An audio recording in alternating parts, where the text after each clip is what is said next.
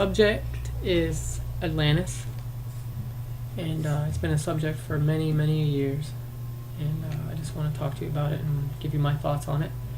Now, here I got 4 volumes, but I only got one. I got one laying down here. These are 3, 1, 2, and 4. These are complete works of Plato, his writings. I got them from the Eastern Press, which are very nice. And here's volume 3, one of the most interesting volumes of Plato.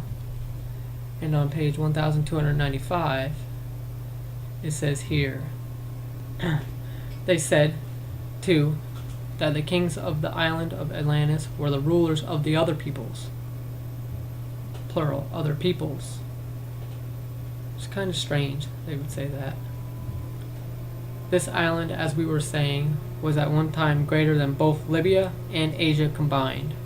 But now, because of earthquakes, it has subsided into the great ocean and has produced a vast sea of mud that blocks the passage of mariners who would sail into the great ocean from Greek waters. And for this reason, it is no longer navigable. Okay, let's talk about that for a minute. So now it says it's greater than both Libya and Asia combined. Are they talking about the landmass is greater than both of them, or are they talking about the population and the technology and the advancement? I'm not sure if that's what they're talking about. That's something interesting. And also a vast sea of mud that blocks the passage of mariners who would sail into the great ocean from Greek waters. So they're coming from Greek and they're trying to get to Atlantis. And it's blocked by mud. So I think that Atlantis actually didn't sink, it disappeared, it went up. Why? Because if mud was surrounding Atlantis and they lifted up, that mud would flood back into where Atlantis was, and it would be impassable because all the mud surrounding it would fill that area. But I'm just speculating, you know. Okay, 1299. Here's something very interesting which got me to thinking maybe Poseidon and all the ancient gods are actually extraterrestrials. Now let me find it here. Okay, here it is.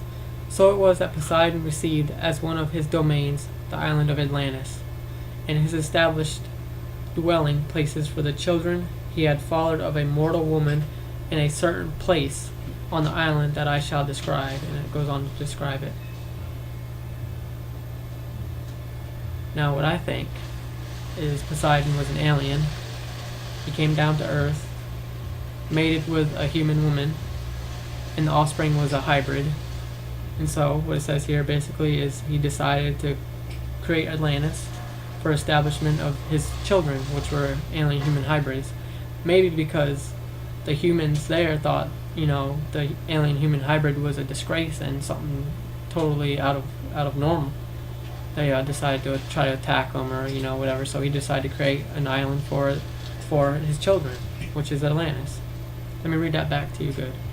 It says, so it was that Poseidon received as one of his domains the island of Atlantis, and he established dwelling for the children he had fathered of a mortal woman in a certain place on the island that I shall describe. And it goes on to describe it.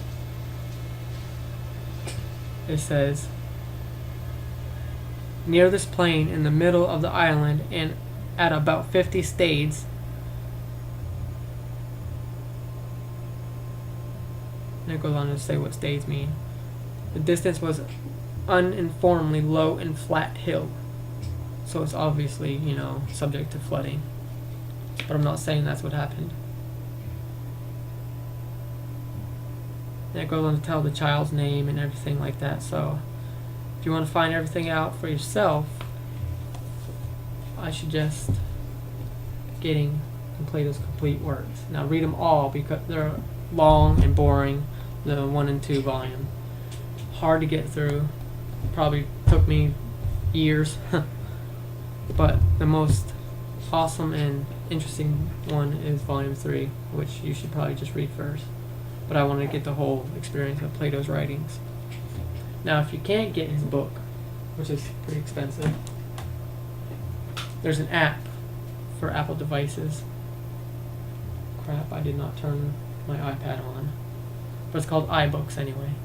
What you do is you go into iBooks, it's free.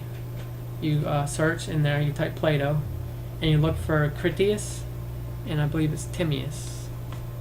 Let me make sure. I don't want to give you the wrong name here. I know it's Critias, and the second one, yeah, Timaeus. Okay, yep, Timaeus and then Critias. I believe that's how you pronounce it. Not positive, but hey, no, I'm not perfect, so. But I'm going to try to provide some links to buy Plato. And if you have an Apple device, go ahead and download that, the iBooks, and then type in Plato, and you'll find all of his writings there for free.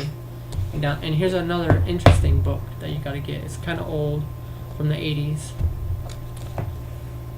Chariots of the Gods by Eric von Daniken, which is an awesome book. Now he's got, in the back, there's other lists of books that are interesting that have to do with aliens, ancient aliens, all types of different things, paranormal and conspiracy things.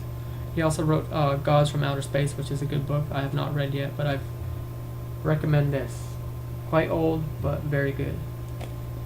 Some of the content in here has changed because, you know, technology has changed, but he provides some good, accurate information from when it was published.